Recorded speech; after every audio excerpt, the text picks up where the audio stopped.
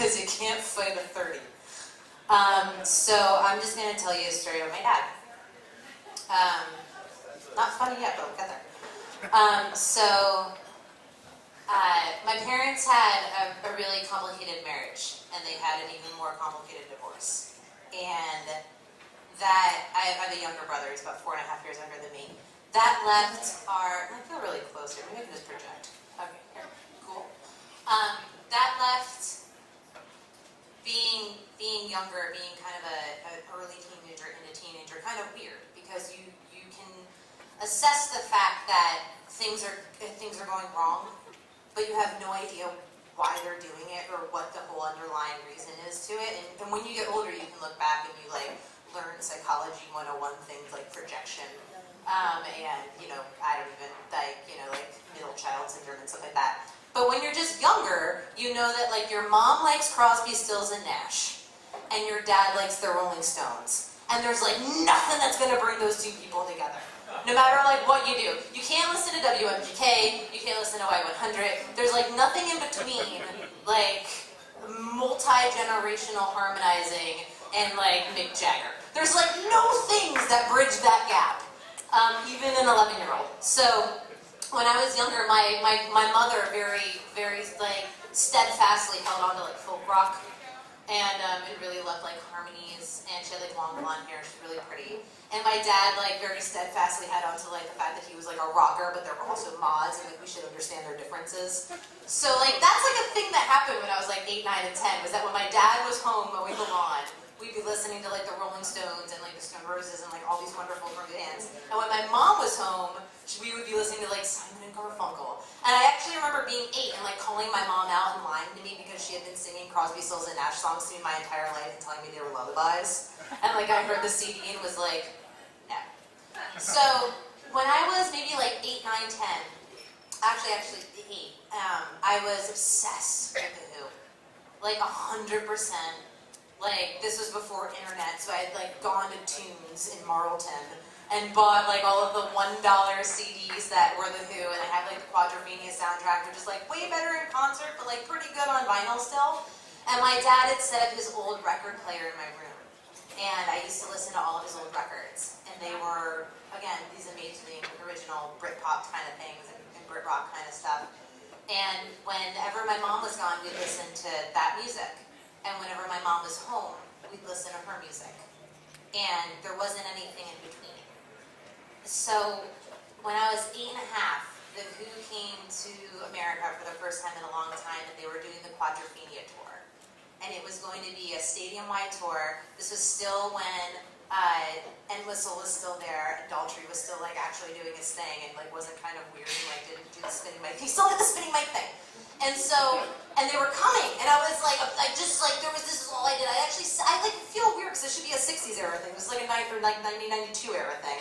I was like sitting on the floor of my living room in Medford, New Jersey, like clutching an LP to my chest, being like, WMMR, give me tickets. Like, I'm gonna call in and do this. And of course it didn't happen because I was 8. So I begged my mom to let me do this, and of course my mom wasn't really talking to my dad. My dad wasn't really talking to my mom, so she said no. And he said no, but like no-ish. So I railed on my dad about this for a couple of weeks, and he still said no because my mom said no. And I remember being there, and I was sitting, and it was like Thursday night, and it was early in the evening. It's about 6:30. My dad asked me to come to Philadelphia with him. Medford's not that far away, and pick out a bracelet for my mom's birthday, because he was going to get her something really special. And I kind of like rolled my eyes, and I was like, fine. Because I had been listening to WMMR all night, and The Who's Quadrophenia tour was coming through this night. And I had made my case time and time again, and they had told me no. And I was just sad, because it's all I wanted. And so I clambered into our Dodge Caravan 1992 maroon minivan, the one that had like that weird snub nose, like it wasn't really a nose, like it kind of like went like this.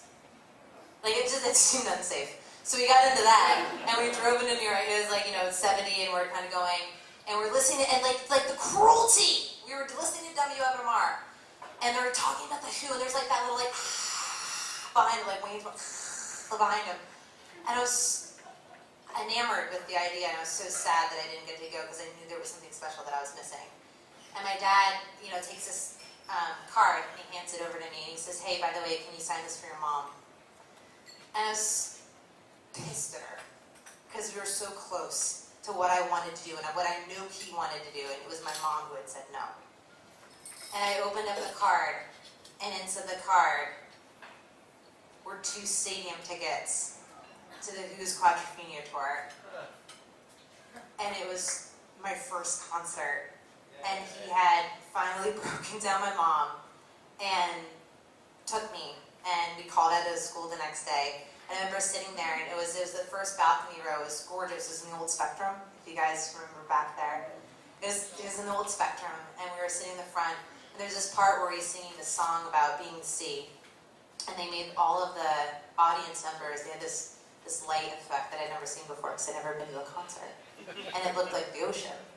And Billy Idol was the bellhop, and Gary Glitter, pre-molestation, was the rocker. And it was like the coolest thing I've ever seen. And I remember leaving that concert with my dad, fulfilling this need that I had, like this obsession that I had, and he completely fulfilled it for me. And there were so many times after that I hated him for how many rules he broke, especially in regards to my mom. How many times he had missed the child payments, and how many times he didn't come to any of my graduations or my brother's. But for that moment, I was so, so thankful that my dad was such